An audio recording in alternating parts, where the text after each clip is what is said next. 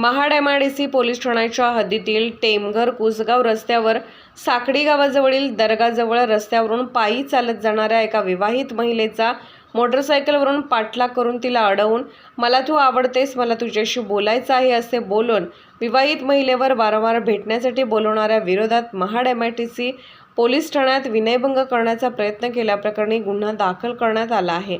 पीडित महिलेच्या तक्रारीवरून गणेश किसन सुतार राहणार कुसगाव हेटकर आवड हा वारंवार तक्रारदार महिलेचा पाठलाग करून व मोबाईलवर फोन करून "तू मला आवडतेस, तू माझ्या सोबत बोलत जा" असे वारंवार बोलत असते।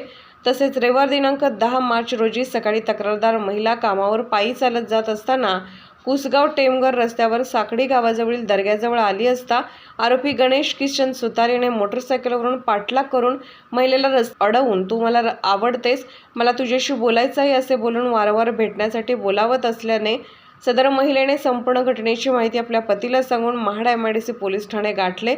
पीडित महिलेच्या तक्रारीवरून गणेश किशन सुतार राहणार कुसगाव हेटकर आवड याच्या विरोधात भारतीय दंड विधान 1860 कलम 354A1 354D प्रमाणे गुन्हा दाखल करण्यात आला असून अधिक तपास महाड MIDC पोलीस ठाण्याचे सहाय्यक पोलीस निरीक्षक मारुती आंधळे यांच्या मार्गदर्शनाखाली महिला पोलीस अंमलदार सोनाली उमरटकर करीत आहेत। जागृत महाराष्ट्र न्यूज, रामदास चव्हाण, महाड, रायगड।